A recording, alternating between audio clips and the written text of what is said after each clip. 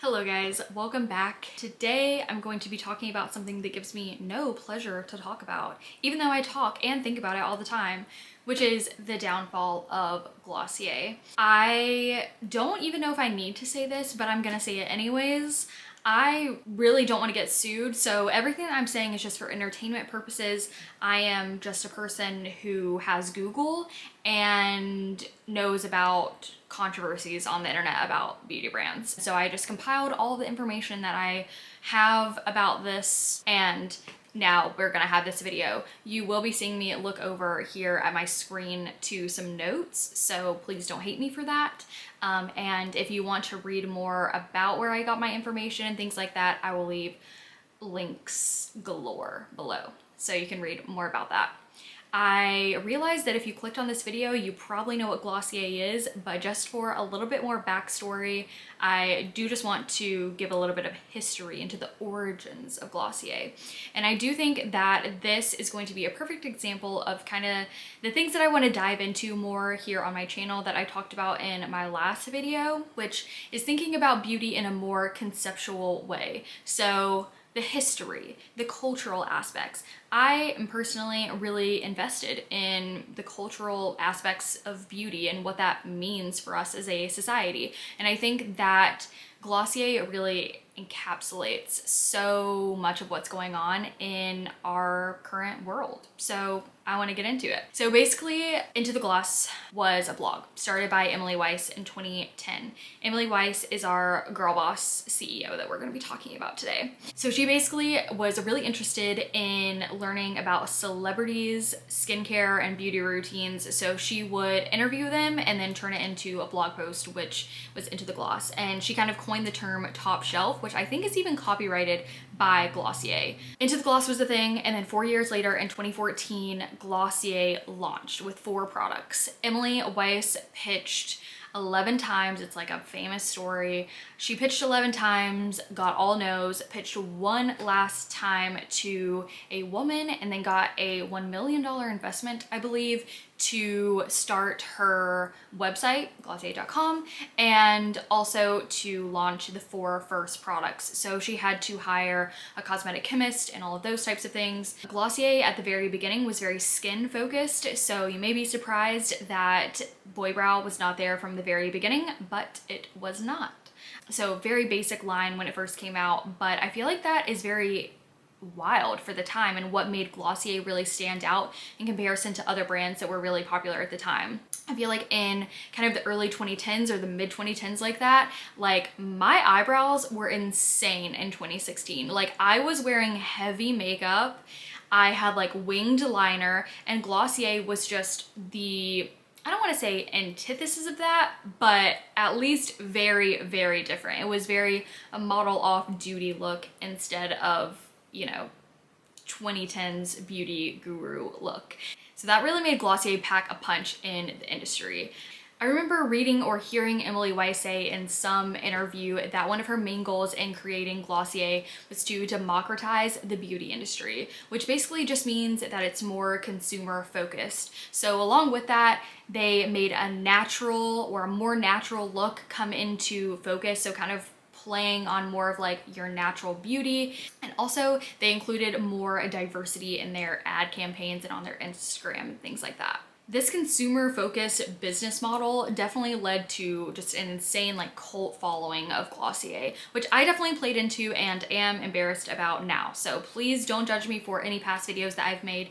And also along with this, I'm not saying that I hate Glossier products. I feel like there's so many people out there that hate Glossier products, and they're just like, this is for people who have perfect skin already and things like that.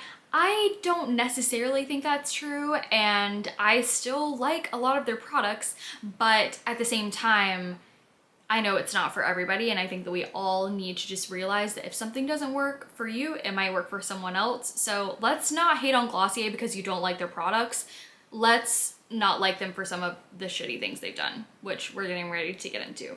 So I'm not saying this is the first messy thing that Glossier got themselves into, but our timeline is going to start in May 2018 with kind of the rough stuff. So in May of 2018, Glossier was served a lawsuit with the American with Disabilities Act for not having a screen reader on their website for visually impaired customers. So it's a lot more common these days because a ton of brands actually got in trouble for this. It wasn't like Glossier was the only brand that was found not having a screen reader on their website, but it's a lot more common now to see some sort of accessibility features on websites. So if you are a visually impaired person, you can basically be read what's going on the screen. I was reading about the lawsuit, and apparently people only received around like $500 when they made these claims. So I feel like it was kind of like more of a slap on the wrist and maybe just not a great look for Glossier. Something to include just in a video like this,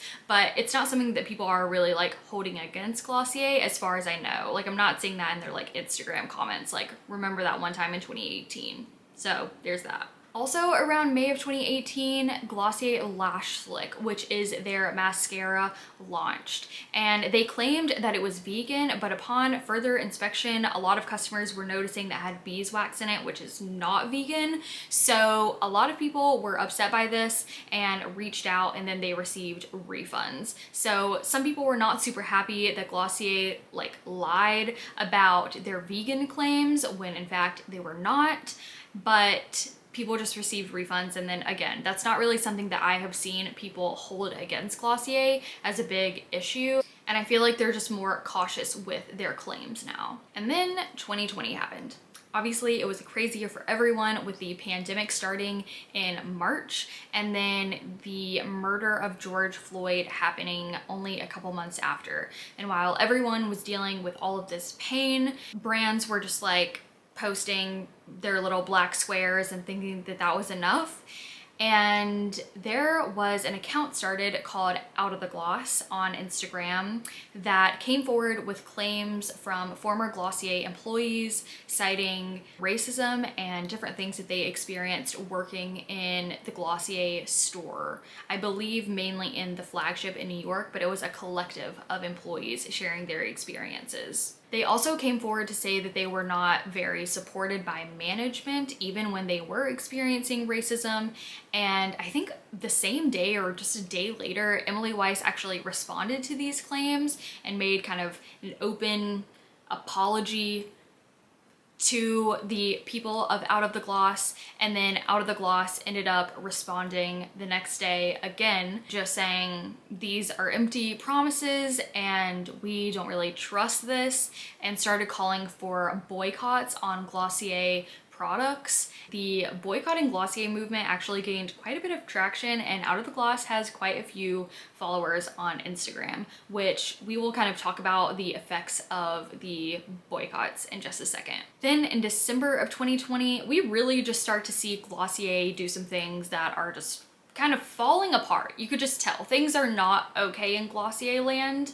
So they sent out an email to all of their customers who have bought Glossier Play in the past, which was basically just an offshoot of Glossier.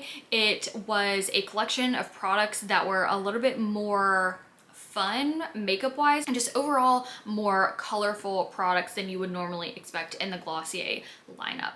That launched in 2019, and then in December of 2020, they announced on January 4th of 2021 that they would be discontinuing the line. And I think it was honestly just because it was a flop. I remember just waiting for the launch of Glossier Play. Like I stayed up until like 12 a.m. EST, like waiting for them to drop because I was really excited about it. And I can't remember exactly when it was, but I know that it was definitely before the full discontinuation of the Glossier Play line, but they did discontinue the glitter jelly a couple months before because the glitter was not biodegradable and people just weren't super happy about that. It also came in so much plastic packaging when I actually got the products, and I was shocked. I definitely think that that played into why it wasn't super popular, just the environmental concerns, especially as environmental consciousness has come into the forefront, especially in the beauty industry within the past couple of years. Also, some people just felt like the Glossier Play launch was kind of alienating the original Glossier customer base. They were really confused as to why they would come out with something so colorful when their whole brand ethos was something really natural. I personally thought it was kind of fun because I think whether you are someone that likes to wear a lot of makeup or you are someone that likes very minimal makeup, you like to kind of dabble in other things some of the time. So while I am someone that definitely does like more natural makeup, I like to wear purple eyeshadow sometimes, and I think that's totally fine, and I think that it's cool to explore that within the same range of products. So that brings us to 2022. They didn't really do a ton in 2021. Their launches were pretty boring. No one really cared that much. They came out with some very random eyeshadows. It was just overall not chill. So in January, the Business of Fashion Instagram posted some charts of companies and their growth year over year in holiday sales, and Glossier did terribly. I was actually shocked. Obviously, if their sales are really dropping that much, they're not doing too well. Something that I do think is personally really interesting though is how insane the growth for Shein is. A ton of people, at least in my corner of the internet that I am on, on TikTok and things like that, I don't really follow people who are into fast fashion, so I guess I don't really totally understand the hype around Shein. A lot of the clothes from Shein are made from polyester and nylon and other just cheap, weird feeling things that don't last, and I think that that's really damaging. I don't know about you guys, but I like my clothes to last because when I buy something, I really like it. And I guess if you're dressing more for trends, or you're buying something that you're I don't know, I wouldn't really wear this every day, but it's more of a going out top or whatever, then Shein might be your vibe. But for me, I buy something and then wear it for 6 years. So I don't know. I feel like I'm not the main customer base or target for Shein, but I do think it's really interesting how there is just such a campaign against fast fashion in popular culture, and Shein has continued to grow so much. If you don't really care about the planet, maybe you care about artists, and I've also seen where Shein steals artwork from artists all the time. And I didn't really see how big of an issue this was until a tattoo artist that I've been following for years. Their on Instagram is @mellowpokes. She does these cute little angels, and one of them was put on a shirt on Shein and sold for $6.90, and I was just what the hell? Yeah, that is just not okay, and I personally could not support a brand or a company. I feel like you can't even say that Shein is a brand. I don't know. I feel like I can't support a company that would treat artists like that and just not pay them what they're worth. So please stop shopping at Shein. I beg of you. And now to their latest kind of scandal. So also in January of 2022, they laid off a third of their corporate staff, so around 80 people, citing that they got ahead of themselves on hiring, which I just think is the lamest excuse ever. And just imagine being a person that is so excited to work in the beauty industry, you're so excited to work for Glossier, you get hired, and then you're just randomly laid off one day in an email. That would make me so sad.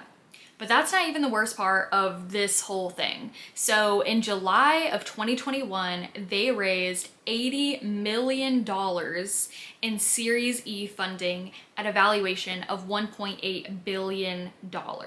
And they can't keep 80 people on their staff? That blows my mind, makes me so sad. And really, if you weren't already boycotting Glossier, I think this should probably make you want to boycott Glossier. I just think that that is not acceptable at all for a company that has this large of a valuation.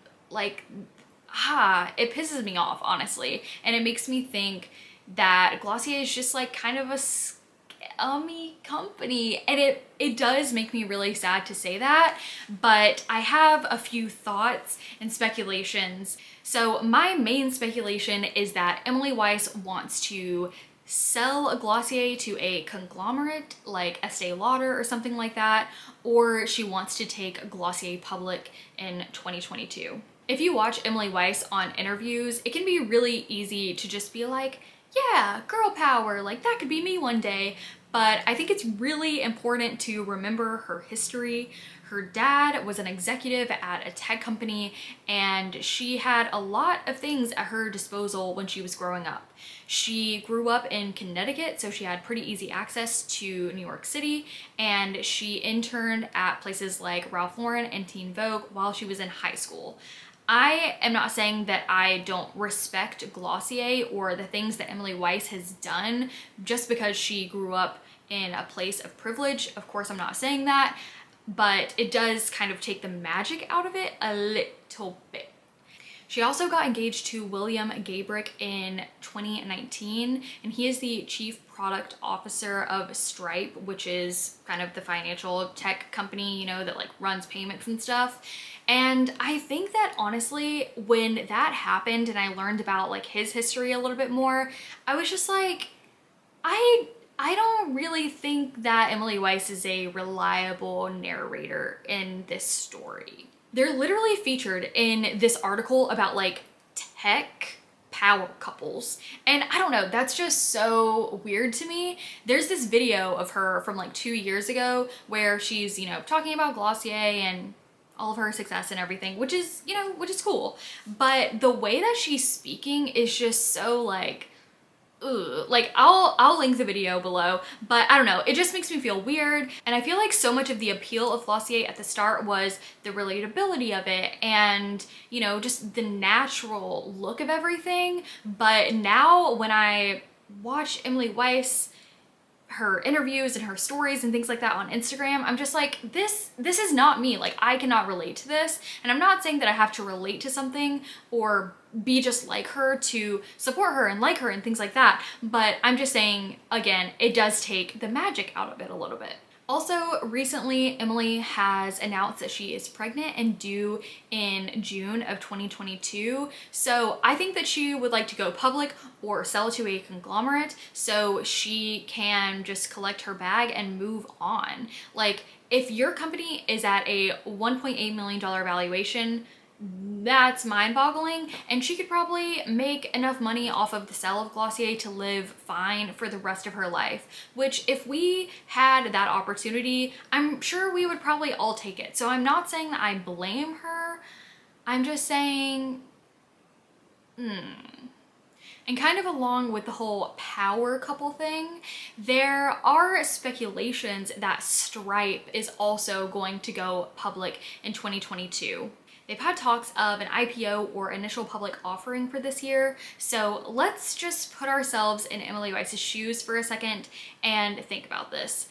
If Stripe goes public this year and Glossier sells or goes public this year, and then she has her baby, it's like they're rolling in bank and they have like a baby now and they're like engaged and probably gonna get married and stuff. So if that is her goal, it seems like, you know, her life is, you know, on the right track or whatever from the outside. And by no means am I saying that if you have a kid, your life is on the right track. I am child-free. Everyone who actually knows me knows this, but I feel like I just have to say that in the context of society and what things are seen as on the right path, having a baby and having a man and having a lot of money is, you know, kind of high up on all of the lists.